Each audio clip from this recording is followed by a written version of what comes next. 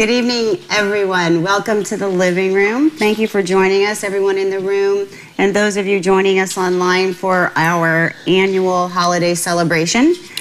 For those of you at home who aren't able to be here with us tonight, every year for the past several years, and some of you who are long-timers been coming and this is not your first holiday celebration with us, it's honey baked ham and au gratin potatoes and green bean casserole and amazing desserts. So I'm sorry that you're missing out on that and not able to participate in that with us. But tonight is all about the patients. It's all about celebrations of the last year and hope for the one to come. So thank you all for coming. I'm Danielle Hicks. My role here, for those of you who may not know, although I think most of you do, is sort of overseeing all of the patient programs and services. So everything that we do that directly touches a patient or a family member or caregiver is my area of responsibility. I'm fortunate enough to have an amazing team that I work with, both in programming and services, as well as folks in development and running events and doing all those fun things around the country over the years for you. So thank you all for coming. I thought what we'd do tonight is start with our Around the Room, and I'm going to do it a little bit different in that I'm going to start with this lady here to my right, who I'm certain does not need an introduction to anyone in the room or online, but just in case there's, I don't know, somewhere on another planet watching and they need to know your name, maybe you could do that. But then I'm going to start with some of the questions that I'd like the rest of the group, caregivers and patients alike, to answer. Of course, there's no obligation to answer the questions, but we'd really love to hear from you, not only for the people in the room and online watching tonight, but for those that are going to come back and watch it later, so that they can learn something about your journey, your experience that might have impact on where they are in their space. So I'm going to start with you. I'm going to ask you to tell us not only who you are, but give a little bit of your story, your cancer story. Okay. Oh, look who's here. Mr. Ron. Look at Ron. Ron is here. Get some food and sit down. My name is Bonnie, and I am Danielle's mom, but I'm also Andrea's mom. Where's Andrea? Is she gone? No, did she leave? She's here. Andrea and Jared's mom, and I have 9 grandkids. So our immediate family is 17. So we're just a party amongst ourselves. I'm a 13-year lung cancer survivor, stage 3B. I was lucky enough to find, after many trips and second opinions and what have you, I was lucky enough to find an amazing thoracic surgeon up at UCSF and his multidisciplinary team that agreed to try to get the tumor that was on my heart off of it. And if they could do that, they were going to have surgery. So I did the chemo and I did the radiation. But I know you hate it when I interrupt your story. What? So I just want to, I know. Yeah. Sometimes you just forget to put parts in that I know you remember. Right, okay. So, but before that, and this is where sort of the hope piece comes in. Okay. What were you told before you were given Well, before that, like a year before that, or maybe, this is the youngest daughter. This is the oldest daughter. In case anybody's wondering. Son is home watching the grandchildren. So it took over a year to finally get someone to tell me there was more I could do than nothing. And I was misdiagnosed for a really long time and went and had my own CT scan. The radiologist came, or the radiation oncologist came out and said, Bonnie, look here. He said, take this to your doctor today. Take it to him today. Of course, I didn't. I waited about a week and a half to do it. And they said, this is not good. It looks suspicious. If an oncologist tells you something looks suspicious, that's a key word in doctor language that it's not good. It's probably cancer. So then I took my scan to academics and various different people that all said there's nothing we can do. You're going to correct me again? No, I'm not. Okay.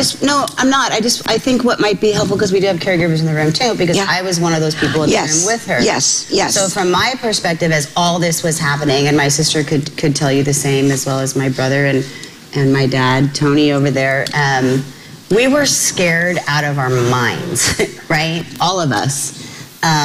And it went from, okay, it's lung cancer, to now doing what I'm sure everyone in the room and online did, is getting online. What does this mean? What does this look like? And then we went to the oncology, to see her oncologist. And I remember all I kept thinking was, please don't let it be small cell, because I was worried about that, right? Because if she was going to have a fighting chance from what I was seeing, it needed to be not just non-small cell, but even back in 2003, adeno, right? And even that was like, where are we going, right? None of it was good. None of it. Yeah. So go on. Sorry.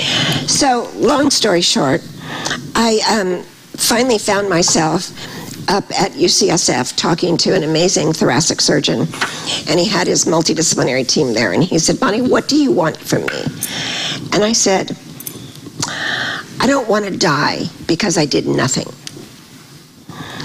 I want you to do everything you can possibly do. I want you to try to hit one out of the park for me, and I will take anything you give me. I don't care how toxic it is. I don't care. So he kind of looked at me, and he looked at his team, and he said, here's what we'll do. We're gonna give you a ton of chemotherapy and radiation all at the same time. If we can get this tumor pulled enough away from your heart far enough, we'll operate. So the good news is that worked. But the point I'm even telling you this is, you know, and for all those people online, don't stop at the first person. You know, be your own advocate. Talk to people like us. Talk to other people that have been through the system. You know, make sure that wherever you finally end up, you feel confident that they're going to try to hit one out of the park for you. That's so, so very important. And during that process, when I was having chemotherapy and all of that stuff, I was on the internet, and this was in early 2004. I was diagnosed Christmas 2003. I was on the internet, and I just saw all of this information, and none of it was encouraging, absolutely none. So I really highly recommend that you don't get on the internet, because all that really ugly information is still there. It's still there. And you know, this is a time of great hope for lung cancer, and we have more therapies approved in the last 2 years than the last 4 decades. So I don't want you to give up hope. I don't want you to stop trying, and I don't want you to stop fighting. And that's the whole reason we started this foundation, and a second foundation you're going to hear about in a few minutes. Originally it was for awareness, to tell patients to get second opinions, and you know, for us to fight for patients. And then we found more and more barriers to getting great care and multidisciplinary care and all of those things.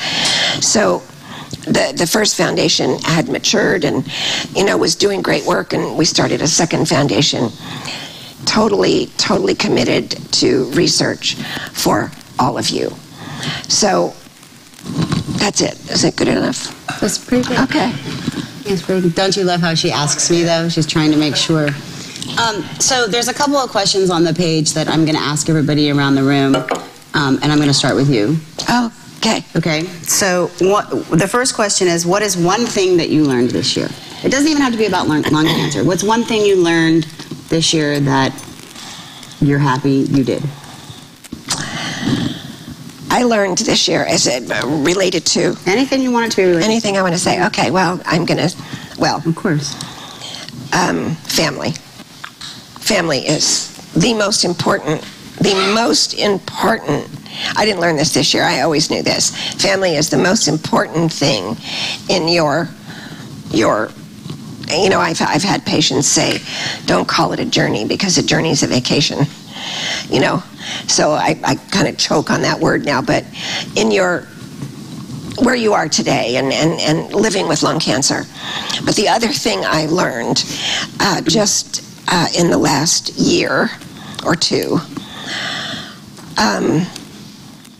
everybody understands now, pharmaceutical companies, industry, physicians, everybody understands now that patients as partners can create solutions to end lung cancer. You are all part of the solution. We need your voice, we need your time, we need your participation, whether it's in clinical trials or helping us on some of our projects. You are all part of the solution. When I was diagnosed, I felt lost and I felt intimidated, and I'm not a person that can be intimidated very easily. But I felt intimidated. I didn't ask questions. I just assumed that people were telling me, you know, all that was out there for me. No, they get it now. They're listening. So your voice is important. And I think it's interesting because when you were telling your story, you talked about Dr. Jablon's coming in the room and saying, Bonnie, what do you want? Which was unheard of back then, right? Doctors actually asking their patients what sort of their goals of treatment were. Right. Right? And now, although it's still not happening enough, right, it's happening more and more, and that's a huge part that you all can play, not just the patients, but the caregivers alike, in engaging your physician in that conversation, saying, hey, we need to have a sit down about what my goals of care are, right? And their goals of care are different for everyone, but having that conversation is also important. Absolutely, yeah, absolutely, and don't be afraid to ask. So my second question, and there's only two, I promise, is what are your hopes for 2018? Like, just let's look at the next 12 months, and what do you think that ALCF and or Alchemy can do to help facilitate what your hopes are? That's easy. We can start the beginning of driving lung cancer to a chronically managed disease. That's it. The beginning of chronically managing. I don't like to say the cure word. Nobody likes to say the cure word because, quite frankly, you know, cancer is cancer, and once your body knows how to make cancer, you always have to have your eyes wide open and, you know, be aware of what's happening. But I do thoroughly believe we can chronically manage lung cancer. Which You're moving your timeline closer because hasn't it been 2000? Yeah, we're not moving it closer, but I think I know there's a bigger chance of that happening now than ever before. And I think you've heard us, Joanne, talk about that in this meeting, and you know, or some of our remote meetings that you may have signed in on and looking at. And David, I'm going to ask him to talk a little bit about our planning meeting and some of the, not really refocus, but how we're rethinking about how we're doing things and what that means in 2018 and beyond. But I lost it's gone. Okay, here's the question you asked me. You said in 2018, what is the one thing? The hope. What is the one thing that you think is going to happen? Yeah. Okay. Oh, chronic management. There you go. That's where you were. Okay. So when we get to David, he'll kind of explain how we think we're going to get there. But it's all about, you know, managing patients who are diagnosed late stage and helping to sort of move that needle forward with drug discoveries and therapies and things like that. But also taking a larger focus in the earlier detection of lung cancer and how everything we do rolls up into that. So it's sort of this double-edged, you know, big fat sword that we're going to be swinging out there so that we can, you know, to work on both at the same time. Exactly. Yeah. So I'm glad I found it. Thank you. And you know, I'll really throw myself out there today and tell you that I personally believe cancer is cancer. I personally believe that cancer is cancer, regardless of what organ your cancer is in. Obviously, you know, for surgical issues, that makes a difference, but cancer is cancer. And we're starting, we actually have a study, and Stephen's going to tell you a little bit about that in a few minutes, that, you know, some of you have targeted markers, correct? If you have a targeted marker, well, you all have some kind of a marker. Those are in other cancers. We're doing a PanCan study about a ROS1 marker that is in several other cancers. And, you know, maybe it's possible to repurpose a drug from one of those other cancers because these researchers are not really talking to each other. You've got lung cancer research and pancreatic cancer research and breast research and kidney research and all of those. But, you know, by opening those doors and opening that communication, there wondrous things could start taking place. Right, Stephen? Thumbs up.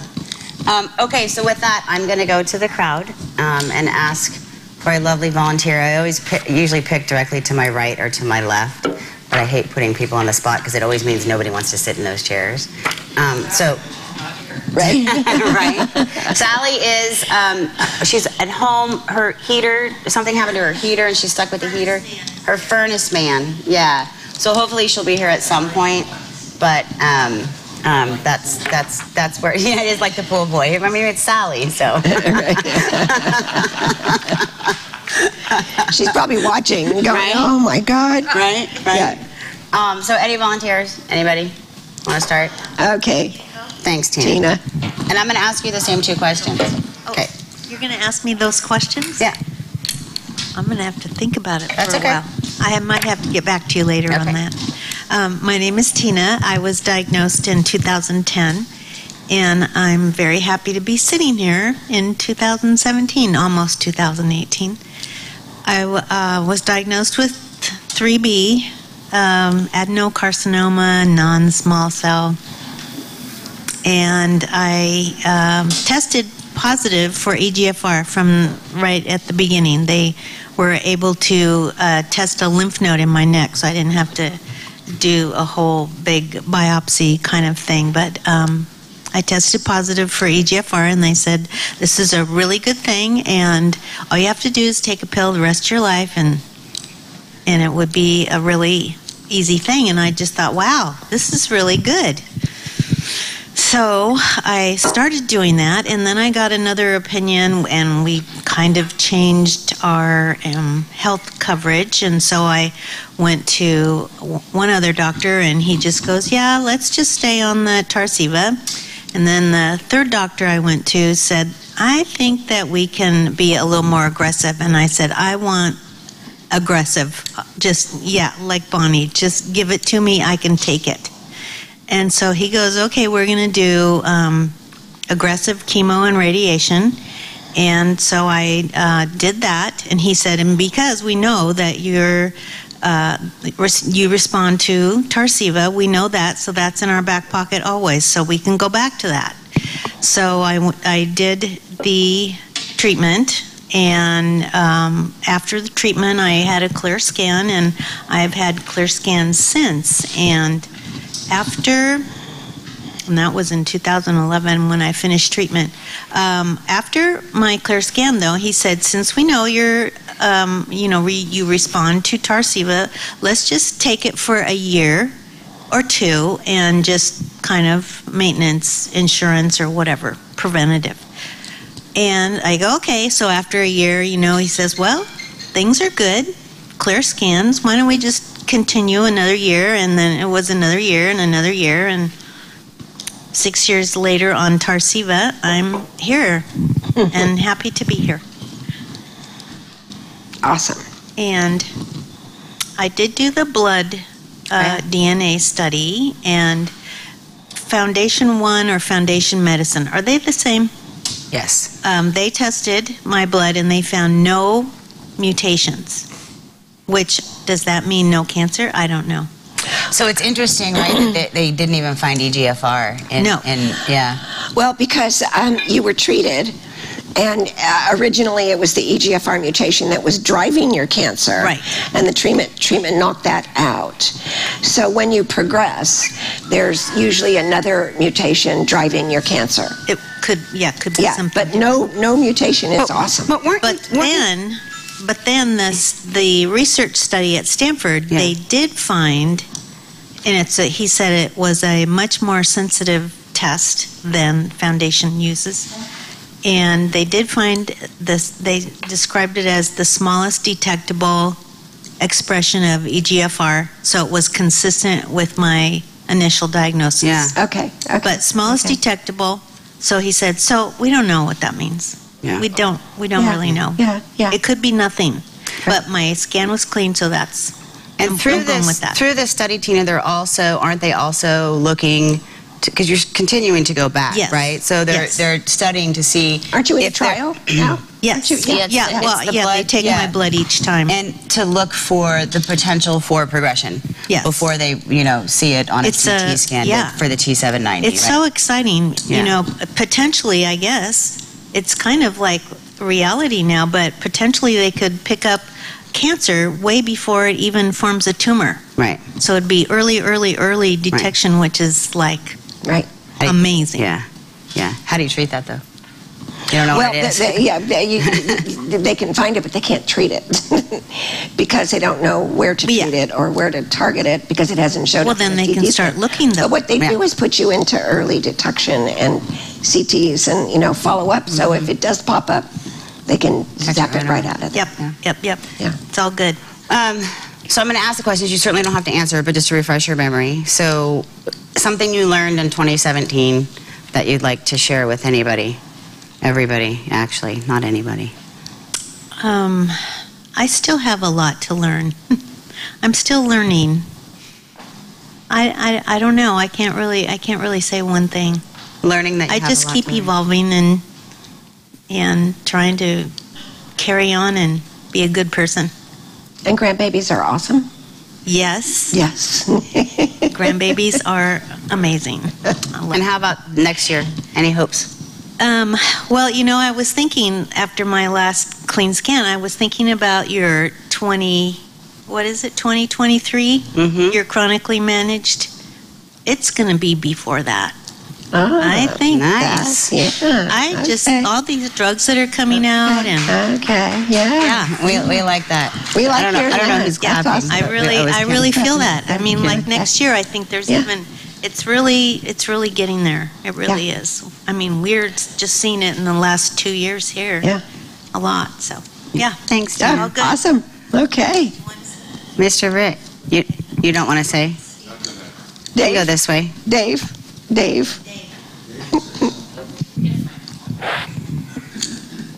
Hi, my name's Dave, and I'm happy to have my son Jesse and my wife Barb with me tonight. Barb was here last month for the first time, joining me. She's usually not available on Tuesday nights, but the last couple months she's been around.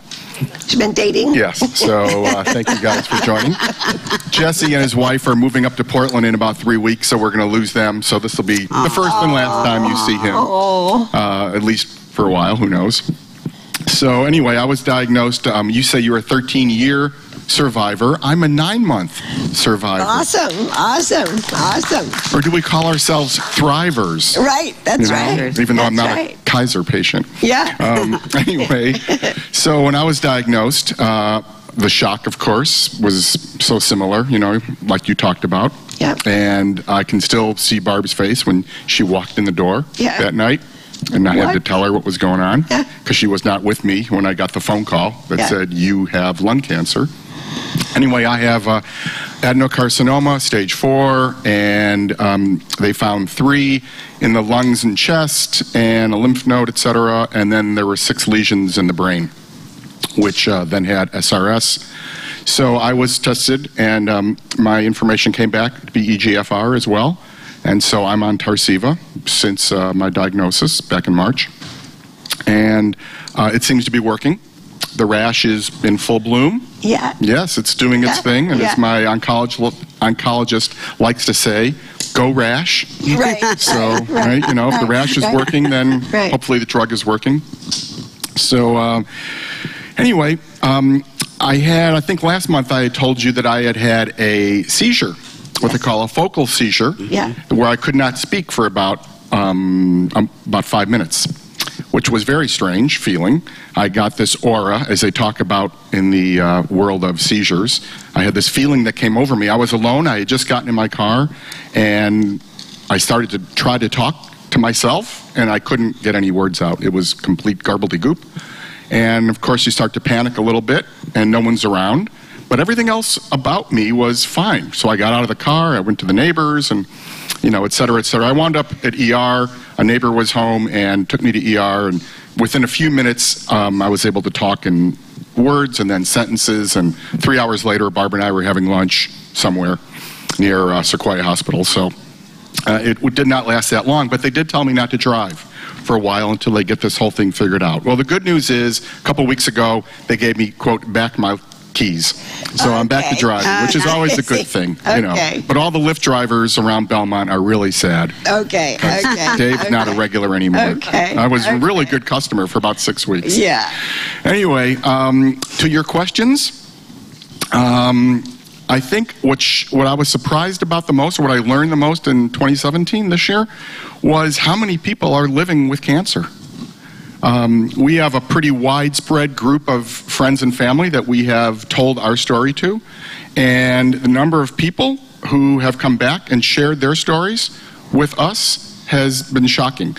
I'm talking college roommates, people I lived with, you know, in various times of my life, people I thought I was very close to, and they chose to be very quiet about it. Interesting. And, you know, as our family, we have not been quiet about it, because I didn't want to go through the feeling of, who did I tell? Who didn't I tell? Did I tell you I have lung cancer? Or you see somebody at the grocery store. Yeah. Hey, Rick, how you been? Oh, good, Dave. How are you? I got lung cancer. Yeah, you know.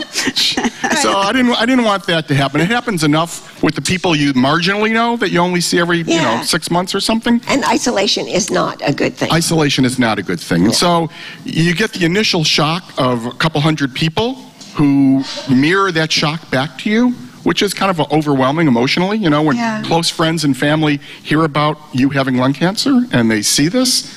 They see you for the first time. Maybe you emailed them or you spoke on the phone. The first time you see them, the first time you hug them, it's heavy. You know, you got to get through that. And so the sooner you get through that with as many people as possible, the better. But back to the question, I was really shocked by how many people are living, surviving, managing their lung cancer, their other cancers, surviving, no evidence of disease, all kinds of stories. Yeah. And I also found out that many of them have much, much more gruesome stories than I have. Even on the Christmas cards that come in. I mean, we got a rare kidney cancer surviving friend who she didn't even tell us. I mean, every year the card comes and no stories about her cancer, nothing, you know. But and this year, when she found out about us, then she told me her story. Yeah. And look how close you feel to those people now.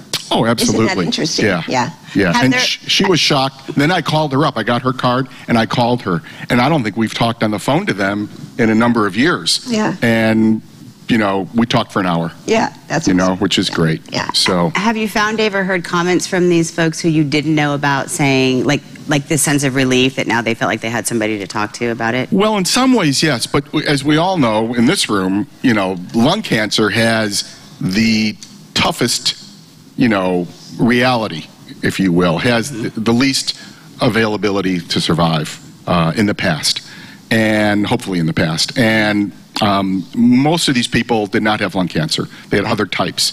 But they had surgeries, and they've had rounds and rounds of chemo, and they've had times where they felt they were dead or thought they should be dead, and they lived through it. Yeah. And they've had some hellish years. And, you know, knock on wood, you know, I'm living pretty good for 9 months. Yeah. You know, Tina's going on 6 years, and we have Karen in Florida at 10 years, and so, you know, Joanne's with me just a little over a year now, right? Yeah. So, I mean, you know, there's other drugs for other patients with lung cancer, and more coming. So, your second question was? Hope for next year. Hope for next year is to be in the same spot I'm sitting in right now, saying the same story. Well, we'll keep it warm for you.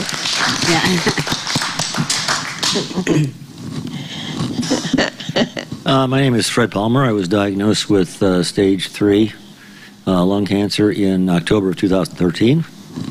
And after a whole series of various treatments, including radiation, chemotherapy, targeted therapy, I'm now on immunotherapy. And everything seems to be working as far as the medication goes. So I'm just looking forward to having it to continue to work in the coming year, and hopefully doing something a little more exciting now that I'm recovering from all that year's worth of chemotherapy I went through. So I really want to get out and start doing some things. What I've learned over the last year is I'm on the right track. There you go. Yeah. So that's that's about it right now. Hopefully things won't change very much. It's awesome. Perfect. Thanks, Fred. Awesome. You share it with your partner there. I like the color. Hi, my name's Rick. Yeah. I was diagnosed in February of 2015 with stage 4 adenocarcinoma, being treated at Kaiser. I had no symptoms. I went in for a different ailment and ended up getting a CT scan looking for a blockage in a vein in my arm. But then they found the mass in my right lung. I had my lymph nodes affected, and my adrenal gland had a tumor on it as well. I went through 12 months of various chemotherapy regimens, and at the end of that, my scans came back clean, and I'm currently no evidence of disease. So I've been NED for 19 months. And so during that first year, it was just going through treatment. It was, I had to turn my life, everything else was just on hold and just worrying about going to appointments and chemo every 3 weeks and such. So with that, I ended up going on disability and ultimately retiring from this.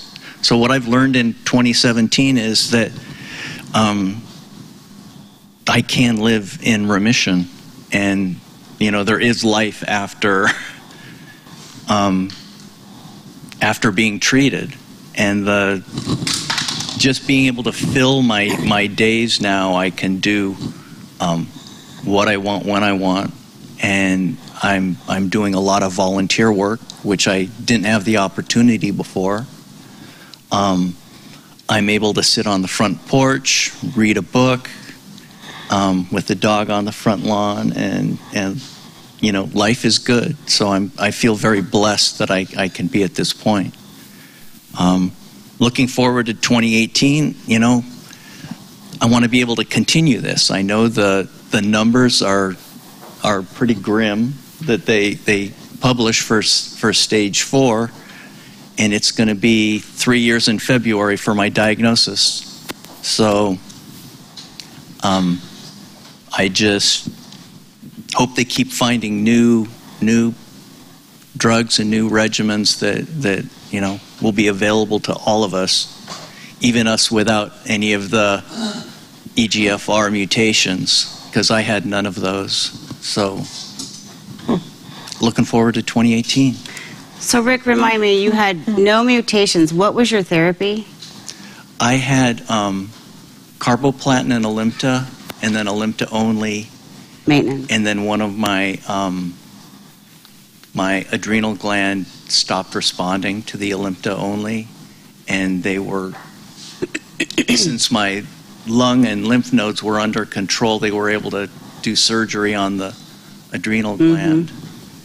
And then after that, I went through a little bit of radiation, and then I went on Taxotere. So it's just all straight chemo. Yeah. Yeah. And did you have genomic profiling? I did. And did they find nothing? Did they find Nothing. KRAS or nothing? Nothing. Nothing. Huh. Yeah. Wow. So, and I've spoken with them since, and I've got the paperwork to submit to Foundation Medicine to have them, because they said it's all digitally recorded, so they can run my results through, what the database is today. Interesting. To see if there is a marker that they missed, that's new, They like weren't maybe an looking for. NTRK or something like that. Yeah. Right. Okay. Yeah. Okay. We'll be interested to hear. Yeah. The other thing when that they I'm do trying to That's find good to out do. is that I'll talk to you guys next year about is I feel like I'm at a unique position in being in this remission, but trying to get into a clinical trial of sorts, because it's after chemo, currently NED, but would they want to see anything, looking forward as to, when recurrence may occur? Well, it's going to be interesting to see what your We'd like to see it too, your original test results. There's something there. There's definitely something there. And we can talk about it, and when Stephen and Alicia come up in a little bit, maybe talk a little bit about some of the studies and sort of the liquid space that are going on out there. Because I went on that antidote.me site, and it still comes back with 20 or 30 different trials that are out there that fit it, but I want the filtering to go down a little more specific so that it can narrow it down better. Yeah. So Interesting. Okay. Great. Very cool. Thank you. Thank you. Hi, I'm Robert. I'm here with my wife, Joanne. She's hiding in the back there. Not hiding anymore. Not anymore. I was diagnosed with stage 4 in May of 2014. I've done the typical chemo and radiation, and was pretty symptom free for a while. Then we started doing like spot treatment with CyberKnife. Cryogenics actually froze a tumor, and I saw my doctor today, and he said, you're like 1 in 10,000. You're a little bit of activity in one spot that they've treated before. So we'll go see my radiologist and see if they actually want to even treat it. Said really nothing to worry about, and see me in 6 months. So I think I've learned to be more open with having cancer. I didn't tell anybody about it, other than who I just had to, but hell, now I'll tell anybody that listens. And most people don't Elevators. care. Next year we hope to do some traveling and good. Enjoy awesome. life a little bit more. Yeah, awesome. Right. That's great. Thanks, Robert. Ron, do you want to talk at all before I jump over here to Joanne? Or do you want Joanne to go first? Okay, you guys will grab the mic. Okay, well, is it on? Yeah, it's on. Just put it close to your mouth. Okay.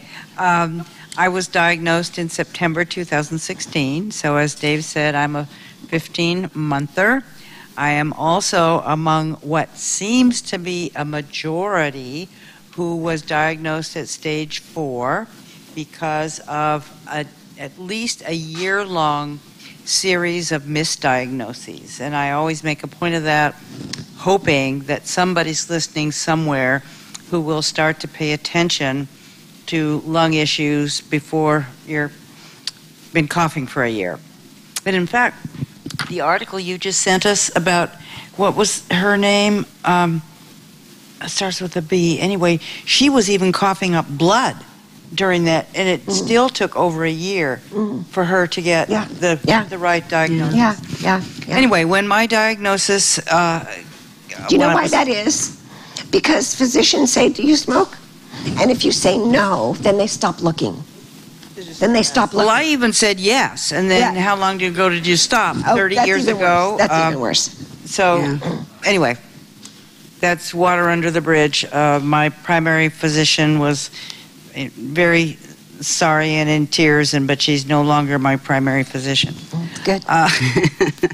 The good news is, as someone else pointed out, if there can be good news about this, is I was diagnosed with non-small cell adenocarcinoma with the EGFR marker. And so from the get-go, even though we were panicked, as you pointed out, Danielle, and the family was with me, and even our son from New York was out here, still the doctors, particularly Dr. Krishna from El Camino, were so positive about, what you have is treatable, and you are healthy and active, and, life is going to go on for you. So we did have nothing but positive and hope from the beginning. Then the scan showed that I had about a 5.5 centimeter tumor on the middle lobe of the right lung, that I had a lesion on one adrenal gland, and that I had pretty extensive metastases to the bone. And that had manifested itself in shoulder aches and pains and neck aches and pains that my doctor was giving me exercises for. Anyway, so I was put on the Tarceva, and immediately all the symptoms went away. Within 2 weeks, the cough, the aching, the everything. And then I had a PET scan at 2 months, I believe it was. And depending on which doctor you listen to, my second opinion doctor at UCSF said my results were above average. My PAMF oncologist said they were fantastic. But and I prefer her. Fantastic. I prefer fantastic. Fantastic. So anyway, very, very good. And the Tarceva has continued to, as of my last PET scan, still continued to reduce things. If I understand it right, there is no metabolic activity in the bones anywhere, but there are little holes that the cancer leaves, and so I have to have an injection every month to for strengthening bones. But I haven't had any issues with breakage or fractures, which you're supposed to watch out for. Haven't had any problem with that. And the lung tumor is down around a centimeter, maybe a centimeter and a half, and the adrenal gland is very small too. So I will continue to have scans, continue on the Tarceva. Dave didn't mention this, but or maybe sort of, but managing the side effects, can get you down if you let it. I've had most recently just a horrible upper lip rash that's turned scabby and scaly, and I went back to Dr. Boldrick, and she gave me a different ointment, and it's gone. So, these things happen and they work. And I, of course, have a wonderful support team, and my daughter Sarah, who's here, my husband Ron, who is here. She was here before you were. And my other two sons, Eric in New York and George here in Hillsborough. And so what have I learned in the year? I've learned not to be afraid of this thing. I just go on my merry way, chasing my tail every day. Do a lot with family. I have 7 grandchildren. And we travel a lot. And one segment of them is in New York. So we go back and forth there. Awesome. And Sarah's family lives around this corner, and Georgia's up the block, or a couple of towns up. So we're together a lot. We do a lot together. I do a lot of cooking. I mentor College of Marin transfer students, helping them transfer to their 4-year universities. And I guess what I've learned is you just don't skip a beat. And you don't pay attention to the statistics. I think other people have mentioned that as well. And what I hope for 2018 is it culminating right on this couch, as Dave said, with things having been a good year, as active as this year, and along with others who have mentioned, I hope for further progress toward the management side, and further progress toward the immunotherapy, which I read more and more about, and also toward the liquid biopsy. In my case, it would be to detect progression. And so I watch all those things, and that's what I hope. Can I share something? I have to ask the boss. Absolutely not. Okay. She said okay. I heard something that was very, very prolific about a year ago. And it's, if you reach back for yesterday, you invite depression. And if you overlook the future, you invite anxiety. So the very best thing you can do is exactly what you're doing. You're living your life. You're not skipping a beat, apparently. And that's what we should all do, whether we have cancer or not, right? Well, and you know she's not skipping a beat when, as she's telling her story and how busy she is all the time, the husband's still next to her rolling his eyes. Right, exactly. Exactly. Because Ron's just like, oh, here she is, right? Yeah. Does he grab the mic, Ron? Sorry. All I need to say about Joanne is that she's preparing a dinner for 11 people on Christmas. 15. 15. Get it right. But 4 of them are kids, and they sit in the galley. Yeah. And what are you doing? What are you doing to help? Well, I'm making drinks, and I'm and staying out of the kitchen. Pretty much nothing. You're pretty much doing nothing. Staying out of the kitchen, as I'm always told to do. That's great. That's great. Okay. We have a family in the back there. And we have Mr. Fong over here, and Mr. too. Well, he's the last. We save him for the last, right? And we have online. Yeah. Hi. My name's Wayne. This is my wife, Rebecca, and she was recently diagnosed on November the 21st with stage 3B adenocarcinoma. It's just been crazy in this less than a month, and just trying to figure out what to do. And we spoke to Ron there last week, and he gave us some very encouraging words. We just haven't been able to figure out, with all of this information that we're trying to get and trying to make the best decision and figuring out when to start therapy. But I think after talking to a bunch of different doctors at PANF and UCSF, and as well as MD Anderson, they've convinced us to just start treatment as soon as possible. And next week, on the 27th, she's going to have her first session of chemotherapy and radiation. We're very hopeful and optimistic that she's going to beat this thing. We're still so new, learning curve, that we don't even know what we're in for. Have they talked to you about surgery, possibly, at some point? They haven't considered that at this point. She has a 3.5 millimeter mass in the lower left part of her lung.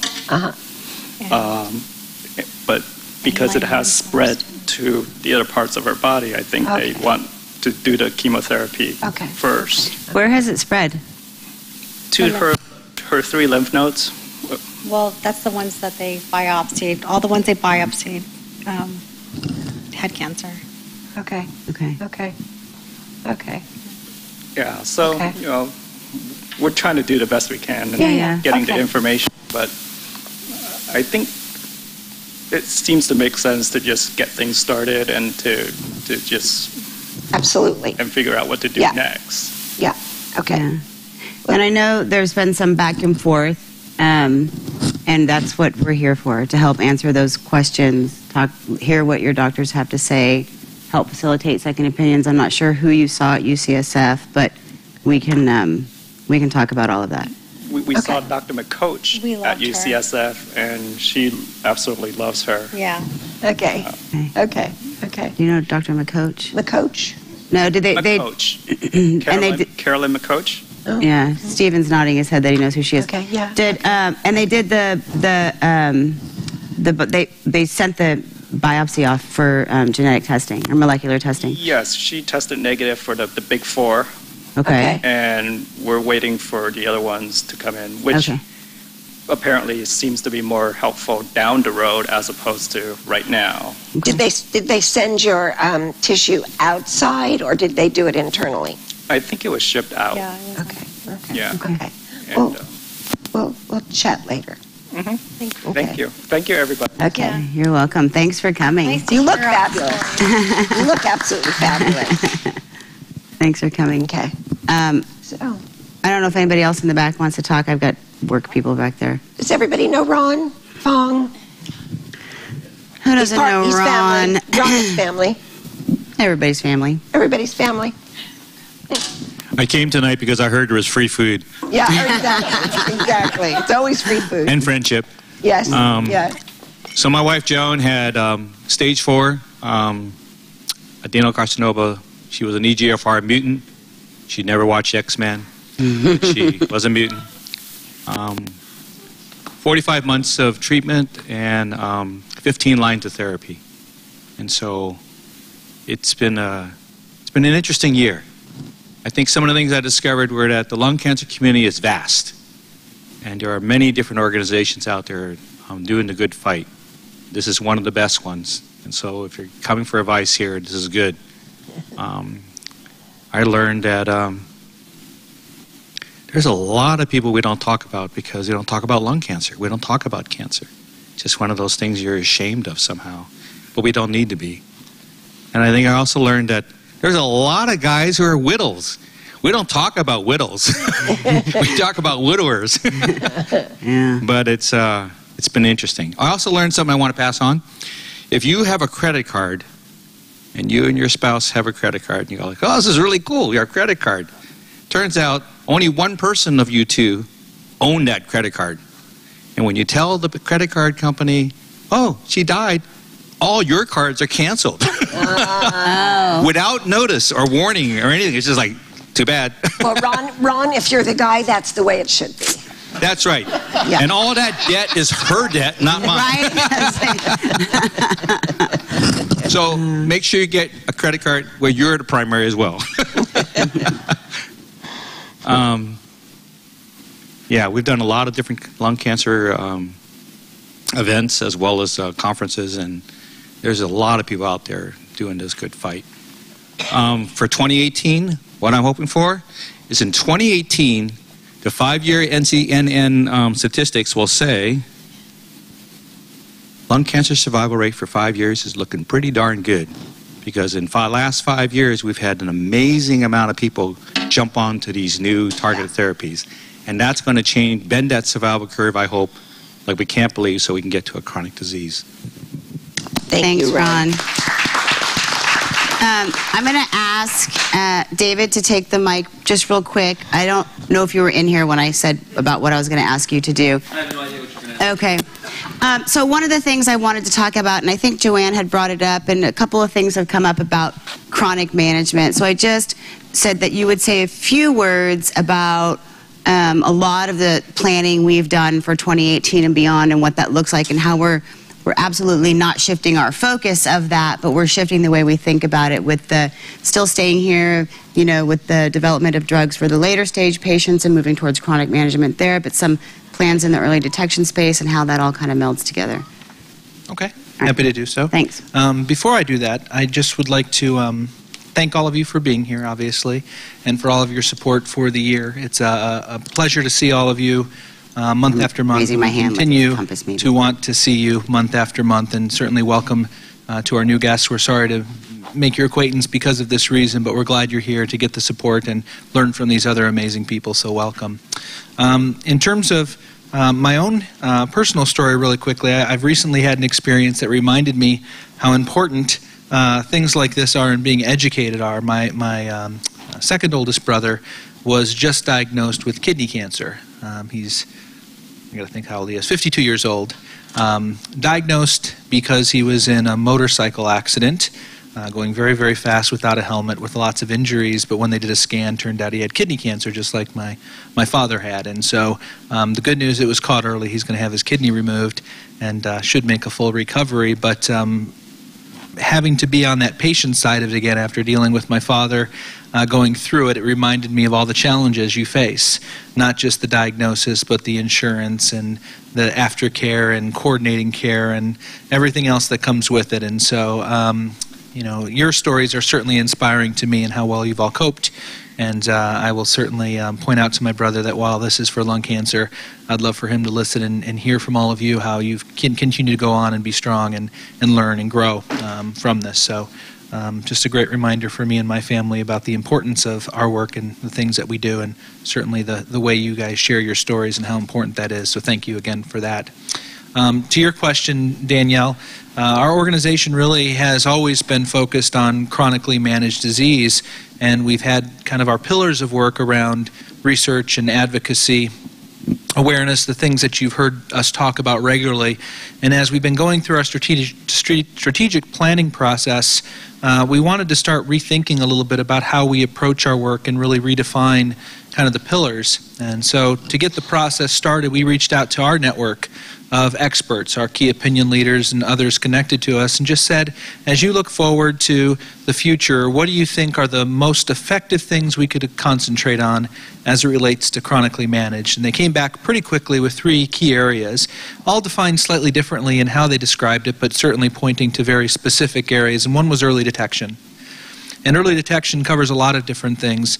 Right now, the only kind of known, or not known, but approved way of testing for people is low-dose CT scanning, but it's for a very specific population, 55 to 70, a certain pack history. About 8.6 million people currently in the United States meet that criteria. And would you like to guess how many of those are actually getting screened today? What percentage? Not much, 3%. 3. So if we're going to make a difference, first we need to start with the people who are eligible for screening and get them diagnosed early. The reason that's so important is if people diagnosed late stage, the survival rates aren't great. But for people diagnosed early stage, it's well over 50% 5-year survival. So that's an important piece. But it's more than just those folks who need to be screened. We need to expand the risk pool. Who is defined as at risk? We have younger patients now being diagnosed. We need to do studies to figure out why, epidemiology studies and others, to say what are those factors that really should put them into some type of a screening or watch list. So we have to expand that at-risk criteria. Maybe we need to look at radon or other environmental exposures and get those people in there. We also have people who are misdiagnosed for years, unfortunately, right? And what we need to do is better educate physicians, the care community, and the public about what are the symptoms of lung cancer, because it's really the only way we're going to start seeing more and more people have their cancer caught early. So this early detection pillar is so important. And then Stephen and Alicia here are working with our sister foundation, the Adario Lung Cancer Medical Institute, and it's not just that first diagnosis, it's also using things like blood biopsy and others to monitor disease and try to catch reoccurrence before it happens. So this early detection piece is going to be so important for us, and it's a big part of what we're focusing on in the future. And we've already been doing that, but it's really redefining that work. The second thing we need to do is once people are diagnosed, we certainly need to improve the quality of care they're receiving, and not just the quality, but reduce the variability in care. About 80% of patients are seen in the community setting, and depending on where you live, you might not have access to what we'd consider a high-level standard of care. And so how do you improve that? Our Centers of Excellence program is trying to drive improvements in care, but we also need to do other types of things, like with our registry, the Centers of Excellence program, finding out new ways and really defining what excellent looks like, and then putting in those benchmarks, right? Are these centers offering a robust screening program? Are they offering molecular tumor testing, because we know how important that is? Do they have the right types of treatment options available for these patients, whether it's new technologies or robotics, to be able to do the types of surgery? People need to have their tumors go through tumor board review and have their case reviewed by a whole multidisciplinary team. These are all things that we need to do to really improve quality of care, and we have programs that are focusing on those options and really trying to build out that program of work. And then finally, and this is a very important piece, we need to increase the number of therapeutic options that are available to patients, and we know that. Bonnie mentioned in the last 2 to 3 years, more drugs approved and more indications than in the previous 40 combined. It's nowhere near enough. Nowhere near enough. And so Alchemy is doing studies that are actually our first ever therapeutic trial looking at small cell lung cancer, something that's much needed, as there's not many options for those patients today. We're doing things looking at resistance mechanisms, so why are people having drugs no longer work for them, and what can we do to develop new drugs for them? There's not enough kind of diagnostic and preclinical tools for people to even test their drugs or hypothesis, and so we need to build those models. If we're really going to improve survival, we need to catch it early, we need to treat it better, and we need to have more options to treat those cancers. That's the only way we're going to get to chronically managed, and that's what you'll hear and see from us over the coming months, weeks, years, and so on, while we work with all of you to make this happen. So I hope I covered that well enough for you. That was perfect, and it was actually a perfect segue into me inviting Stephen and Alicia to come up and talk about what Alchemy is doing in those areas. They got microphones up there for you? They do. All right. Thanks, David.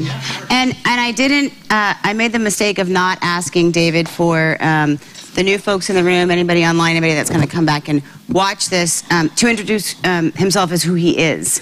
So he's David LeDuc, and he's the executive director of this crazy place and this family and our extended family. So he's the guy at the helm making sure that we're all doing all of the things that he just outlined that we needed to get done. So thanks, David. And with that, I would, most of you in the room that have been before know who Stephen is, because Stephen has come in and spoken, but I don't think any of you have met Alicia. So I'm going to ask you guys to just do quick introductions on who you are, and then jump into some of the things that Alchemy is doing.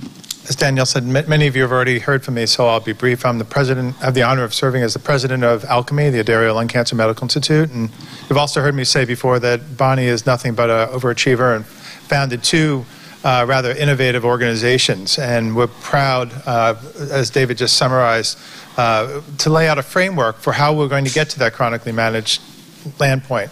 A lot of people are working in different areas, focus on point solutions. We actually, together with a lot of smart doctors, developed a framework and a pathway to get there. And many of the studies we're taking on, and I'll switch to Alicia, are very innovative, meaning nobody else is doing it. And why is that important? Because a lot of studies would not have happened unless you have a patient centricity, a voice on it, and a willingness sort of to break or upset the status quo. We heard earlier patients looking for early detection markers in the blood. We're launching 3 liquid biopsy studies that we developed and will be launching in the next 2 months, within the next 2 months. We heard about immunotherapies. We're launching our first immunotherapy trial. David actually referenced it and others in small cell, a unique combination.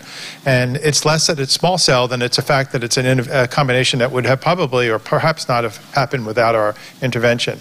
And so I've said this before, we really like to look in the unlighted areas of the parking lot, and the reason we can do that and the reason we do that is because of all of you, where we hear about all the challenges and the frustrations and the ups and downs, but above all, the need for action. And someone earlier said, how do we want to be measured? And we don't want to be the biggest lung cancer foundation or the most famous. We want to be the most impactful.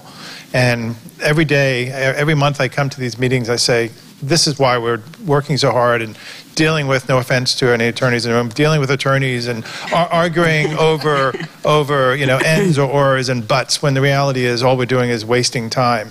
And the good news is we're getting there. We are getting there. We've talked about this before. We go to the annual meeting, the American Society of Clinical Oncology and AAC. There are a bunch of annual meetings. And lung cancer is now forefront in terms of progress. New drugs, Bonnie's talked about this before, the number of new drugs that are approved.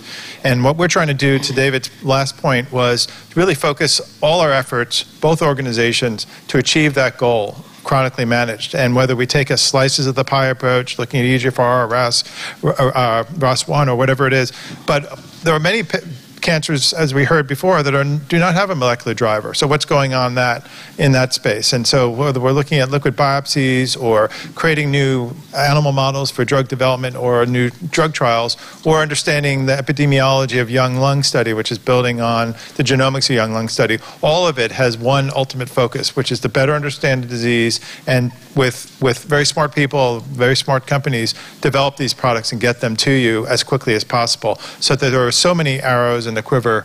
We heard Ron mention that his wife Joan had 11 lines of therapy. I don't know how many individual items or arrows were in that quiver, but 10 years ago there would probably have been 2, 1, 5, I'm not sure. Now we could potentially have dozens of arrows in the quiver to aim at this nasty disease. And so the sense of hope and progress is not pie in the sky hope. There are really smart people working on this. And to Bonnie's credit and the Dario family, the extended Dario family, we put this all together for one benefit, is to advance us. And I think we're very proud to have gotten there. I'm going to hand the microphone over to Alicia. I just want to say one thing. Alicia and I have worked together in another cancer and this cancer together basically a total of 10 years. And we've seen a lot of progress going on in that cancer, and we're seeing even more progress going on in lung cancer. And so I'll just turn it over to Alicia and let her talk about herself and, more importantly, what we're doing. Where do you live? Where do you reside, Stephen? I live in Connecticut, but my heart is here. If I could afford to live in the Bay Area, I'd be here. But working for a nonprofit and living in Connecticut, where I have the pleasure of having 2 acres of land and lots of trees, that could never happen out here, I guess. But so I live in Connecticut, and there's a theme here. A lot of us live elsewhere, but again, our heart and focus is in this room and what we're doing together, the 2 foundations. Good evening. My name's Nurse Alicia, and it is my joy to work with the Addario Foundation and the Lung Cancer Medical Institute and the individual physicians and researchers to bring ideas to life and to manage those clinical trials on a daily basis. So some of you may interact with me, if you haven't already in the past, maybe in the future, because you've decided you are interested in one of the Alchemy clinical trials. You want to learn more, you want to enroll in that study, and then on a day-to-day basis you would interact with me. One of the key learnings I have experienced as a nurse, I have 22 years experience in oncology care and in research, was to be presented to Bonnie Addario, who came before me and said, we have to do it better, we have to do it faster, and that means you're going to have to do it differently. So you're going to have to think outside of the box, think outside of a clinical trial only happens in one institution at one time with one patient, and you're going to have to bring that to everyone. So we had to internally look at our FDA guide regulations via the FDA. How do we push that envelope? How do we reach more patients? And it's not just communication, but it's, Alicia, build the logistics so an individual living in Kansas or Nebraska can participate in a study that is happening in California. And so I have the joy of being the person behind the scenes working with all of those physicians to say, we're going to do it better, we're going to do it faster, and we're going to touch more people with it. So that's what I do at Alchemy. That's all. That's it. That's it. I got nothing else. Well, they're actually being shy. They have how many projects on the map for this year? So there are 8 in the pipeline that are 5 of which are coming to fruition in January or early February. One of those, as Stephen was speaking, is the first ever treatment trial for small cell lung cancer. It's a phase 2 study, and that will be nationwide. We have 6 institutions as of today that are interested, and that's growing.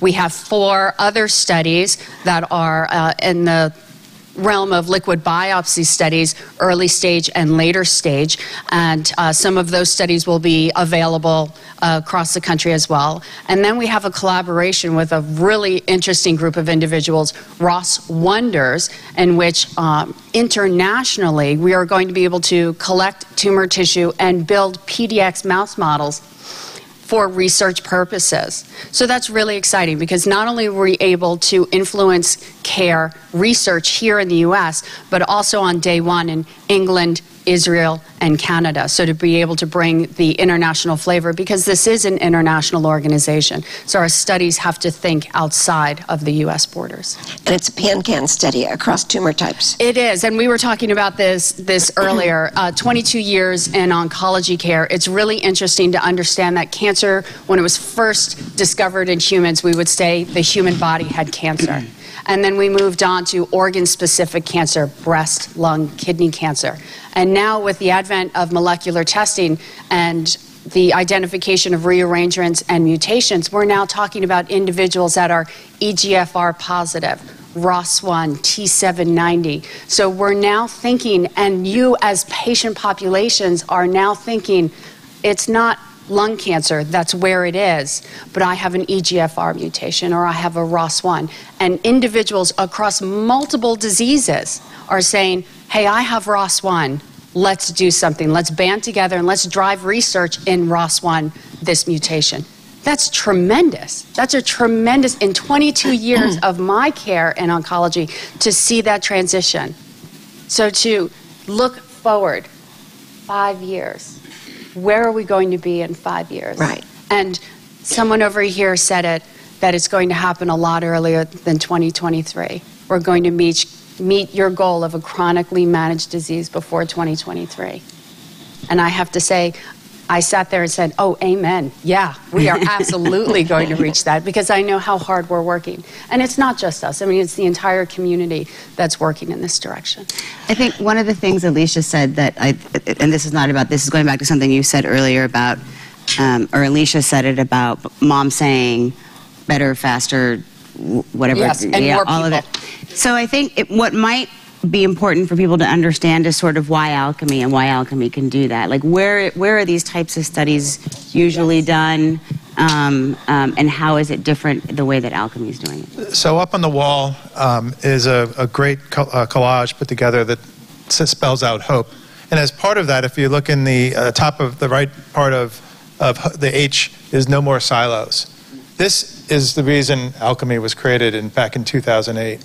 It was to knock down the barriers. There are a lot of, I've said it before, there are a lot of smart people working together. What's necessary is coordination of effort, pulling on the oars together. And that's, I think, one of the things that Alchemy and the Addario Foundation together have achieved in no small success due to a lot of blood, sweat, and tears, but above all, due to the moral high ground and the ability for us to reference, look, there are patients out here that are dying. The doctors know that. The reality is there are just systemic obstacles to it. So back in 2007, I believe, Bonnie and Tony and the family and the Addario Foundation convened a couple of seminars where they invited the world key thought leaders, not only from the academic world, but critically from the biopharmaceutical industry, the people that are actually developing drugs to get to the market, and challenged them with that one question, which is, if money was no object, what will it take to turn lung cancer into a survivable disease? And the answer was what Alchemy became, a trusted third party, knocking down the barriers to collaborations, collecting the specimens, collecting the data, but not just in a passive way, setting the paradigm, marching it forward in a way that is not just an academic exercise where papers are published, but actually diagnostics are developed and therapeutics developed.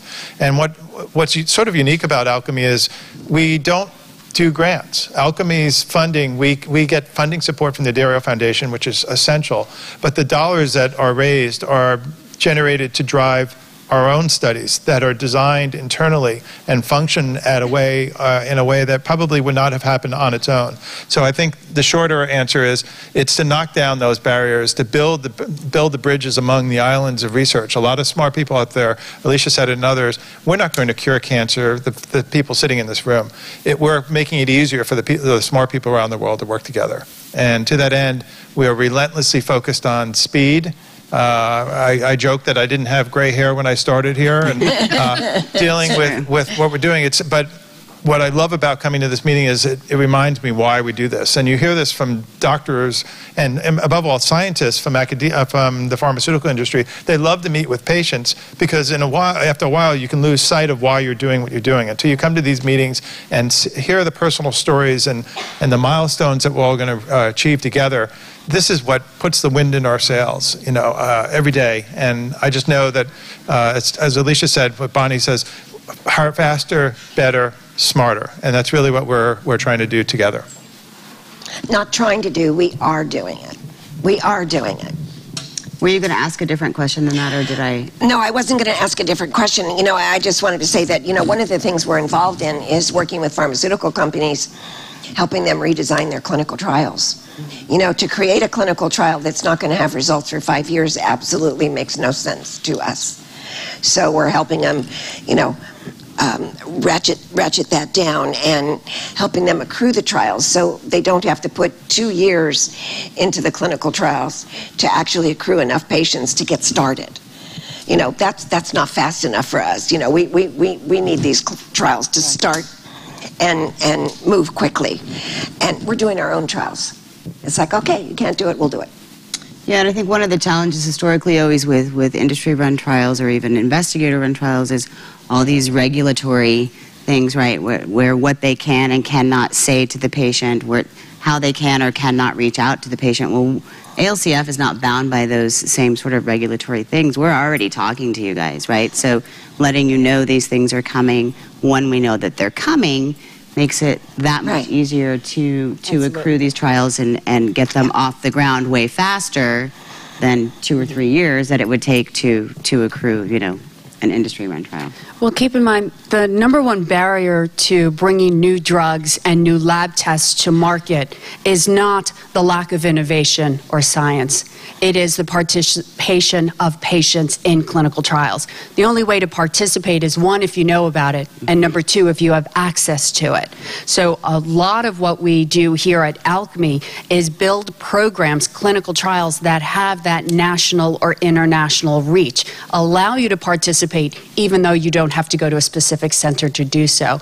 And I know, Bonnie, you have worked a lot with pharmaceutical companies driving that knowledge, telling them this is what we learned. Genomics, a young lung cancer study.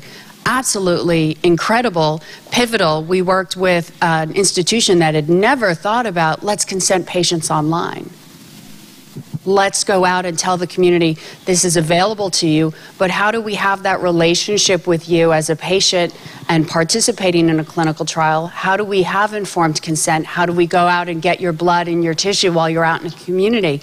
And we built all of those resources behind the scenes, and then with you communicating in advance of this study, just talking the way you do on the platform that you have. On day one, when this study opened, our website nearly crashed because we had so many folks coming to the website interested in the study. That's how you affect change. From all over the world. And we consented the patients online. We sent them a kit, no matter where they lived in the world, with vials in it to take to their physician to put their specimens in there and ship them back to the United States for the trial. And people told us we couldn't do that, and we said, but we just did. We did it. And it's changed. It's starting to change the way people are doing clinical trials. And what did the patient get back? They got a diagnostic report from Foundation Medicine that completely transformed probably many of their lives and their treatment histories. In the United States, we can complain about things, but the reality is we have access to things that many people in the world do not have. I know everybody in the room here understands how difficult it is here in the United States. Imagine in India and Bangladesh and Brazil, et cetera, where there is no standard of care of getting molecular testing done. And so that was the icing on the cake, that the patients got back a Foundation One report at no cost to themselves, nor to us. This was a collaboration with Foundation Medicine, and that probably saved many lives. And in fact, there was several patients, I can't get too specific, where their mutation would not have been found if it wasn't done through next-gen sequencing. And those patients would have been put on chemotherapy. Instead, they went on a targeted EGFR inhibitor, such as orlatinib or Tarceva, whatever it might be. And that actually is the other thing that I think we should all be proud of, is the ability to leverage partnerships with the biopharmaceutical industry, but also in the diagnostic industry. I did a report recently where we calculated how many dollars we've raised over the years and what we've invested for them and what's the impact. But the other aspect of it, and Bonnie loves us to talk about it, is what we've gotten for free. We've probably gotten close to $7 to $10 million in free testing, free services that allowed us to leverage the $2 to $3 million that Alchemy has been able to raise with the Dario Foundation so far into $10 to $15 million of work. And that, to paraphrase Alicia, is how you get things done. If you depend on the usual suspects, it's just not going to happen. So we're incredibly proud of what we've been able to do, and that, again, comes back to who these organizations are. It's really your voice, your focus, your passion, and your needs that are driving everything we do every day. It's for you. Yeah. I'd like to, I wanted to say to you folks earlier, there was one other thing I don't think we quite realize, the influence that the organizations have, and that is the voice you have given to two particular populations. First and foremost is the young lung cancer group. Individuals under the age of 40 diagnosed with lung cancer, no one was talking about them. No one gave them a voice until your organization did. And then that grew into the study. And the second group is your collaboration with the Ross Wonders, which will now lead into other collaborations, giving a voice to these organizations that would otherwise, these patient populations that otherwise had none. And I think that's very powerful. Yeah. Yeah. Great. Yeah. Does anybody have any questions while we're sitting here? Michelle, anybody online have any questions? No? I will say, as the clinical trials are launched and become available to individuals in specific communities and the nationwide programs, that you will hear from them from our sister organization. They will reach out to you and let you know when those studies are available, right? Yep. And then you'll be calling me Nurse Alicia. There you go. There you go. In Florida. Yeah, in Florida, in South Florida. Yeah. I do want to touch on one very briefly. We mentioned liquid biopsies, and I don't think I said this. One of the studies we're taking on is to, so patients stage 1, 2, et cetera, diagnosed, treated, maybe through surgery, the waiting and watching for potential reemergence of the disease, for several people in the room, it's probably a major source of anxiety. We're launching a liquid biopsy study that will use the blood to look for reemergence of disease hopefully it doesn't happen, in a way that you don't have to wait for CT scans. Every study we're taking on is filling sort of an unmet need, and that's only the last point I wanted to make. And go ahead, Danielle. That's take over okay. again. No, you can make as many more points. I had one question. Are you going to be using any of the patient registry profiles to reach out to specific individuals to participate in your trials, or is it just going to be a general blanket to the public? Incredible question, and a really good one, and I can't answer it, but Danielle can. So one of the advantages of having two organizations is one organization can do and say things that the other cannot do, but together we get there. So Danielle? Yeah, so that it is one of the purposes of the registry, obviously, not only to find patterns and identify gaps, but because we have those profiles, and Sandra, who I think you guys all met last month, at least I think you did, came on, and she's the director of the registry now and is working diligently to ensure that all of those types of communications go out, as not just only alchemy studies become available, but other studies as well, as we identify, what those gaps, what those subgroups are to what Alicia was talking about, whether it's a young lung or a ROS1 or a BRAF or whatever it may be down the road, so that we can communicate directly out to you all about that. Yeah. Anybody else? I don't know where she went. she skipped out while I was talking. That's okay. That's okay. Yeah, I know. I think everybody's probably ready to get back to the wine, so I want to thank Alicia and Stephen for being our special guests tonight, David for coming in and at the end.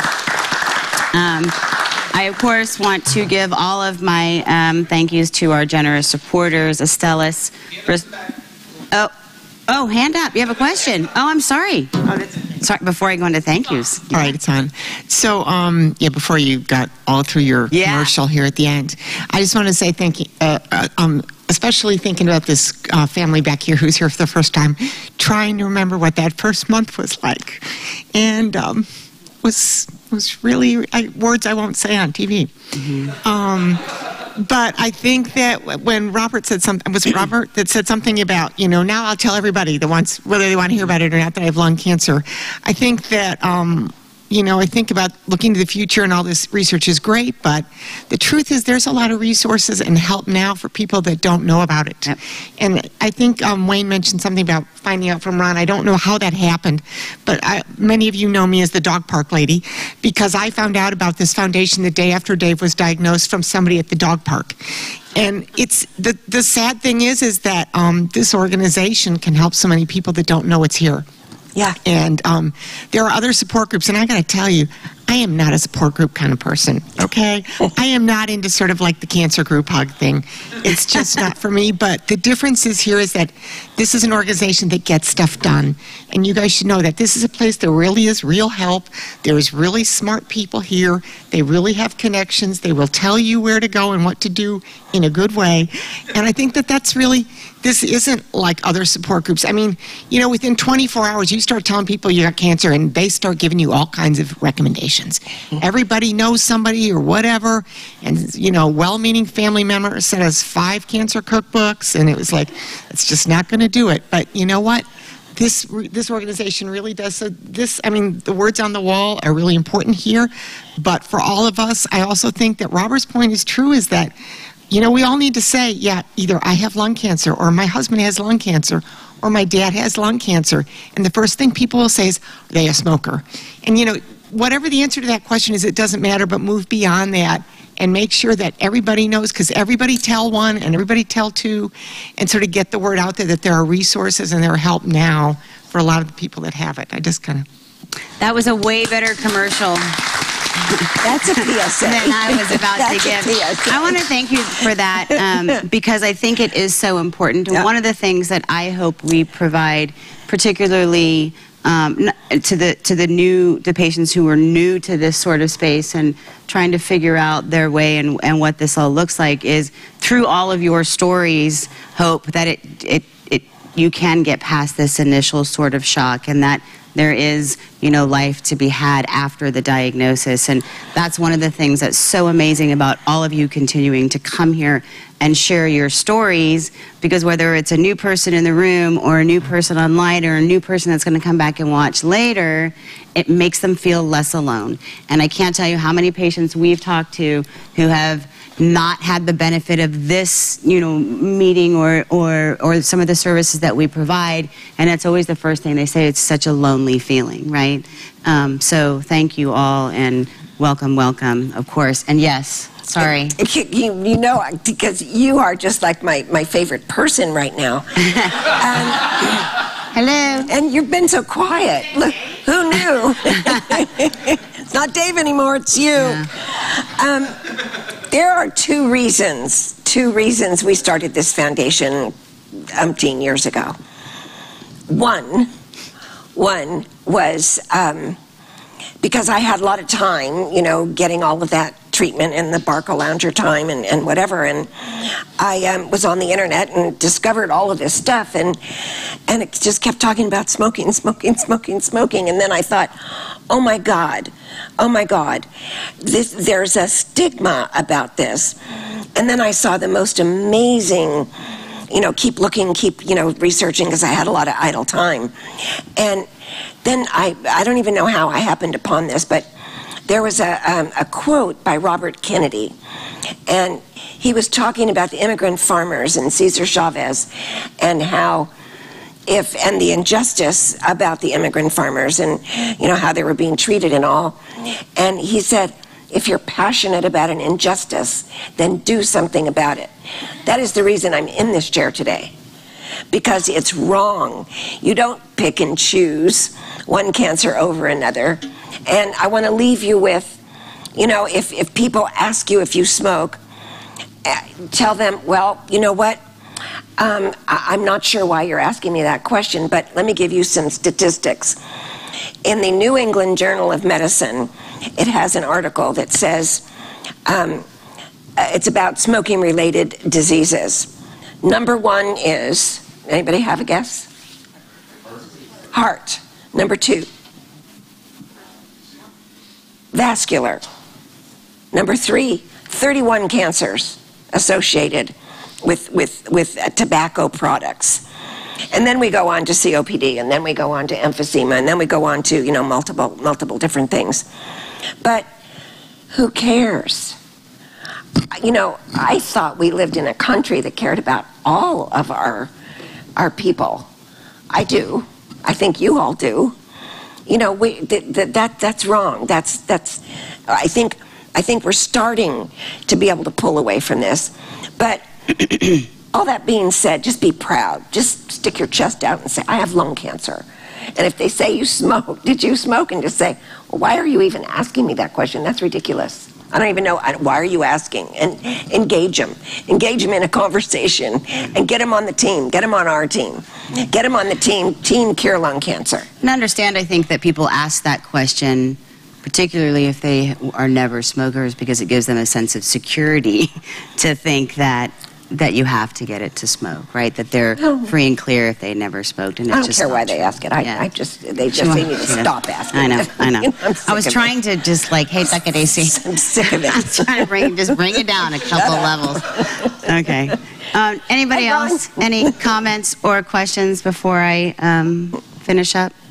No? Are we finishing? Yes, we are. We're going to enjoy. We're going to have some dinner. Michelle went and got some amazing desserts. Michelle's going to sing little jingle bells after this. Speaker that she is. I really do want to thank our supporters, and we talk about this.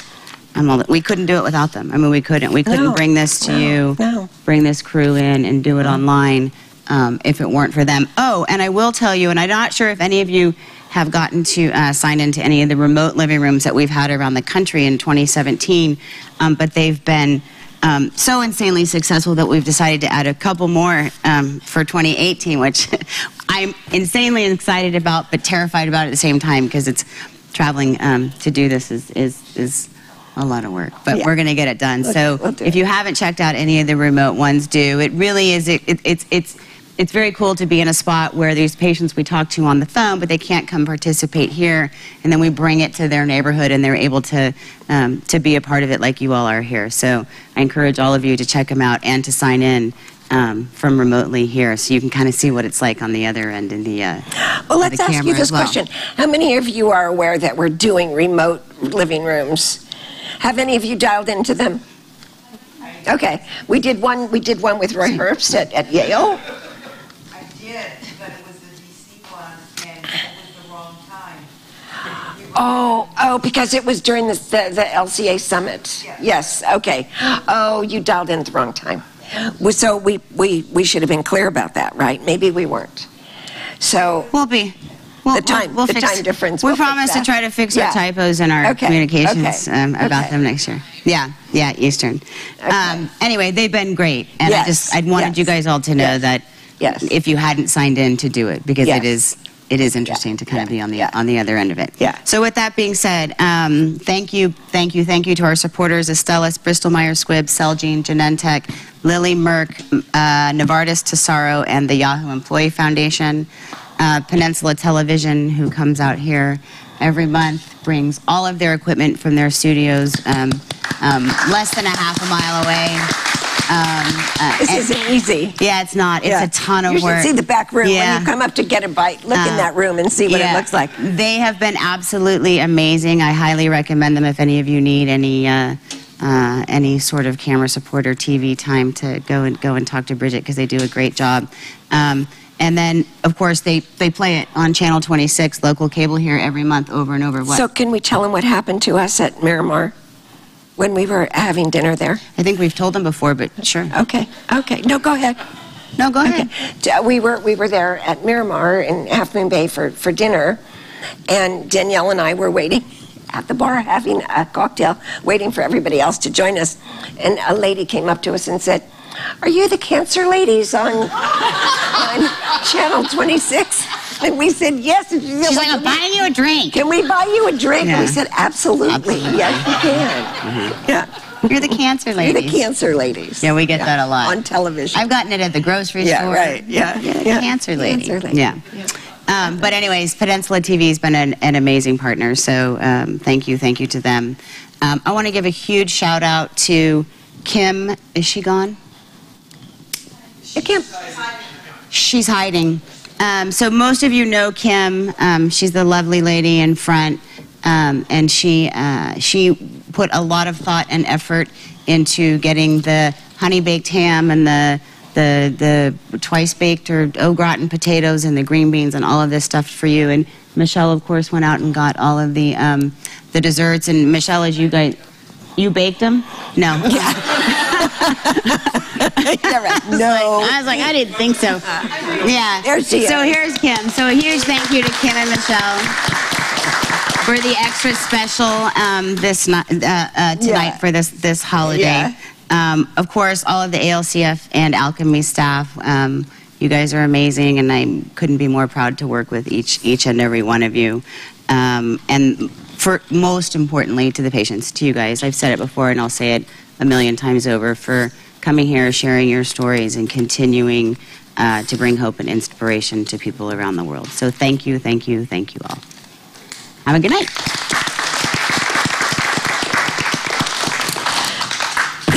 So is it Hoda and... what's her name?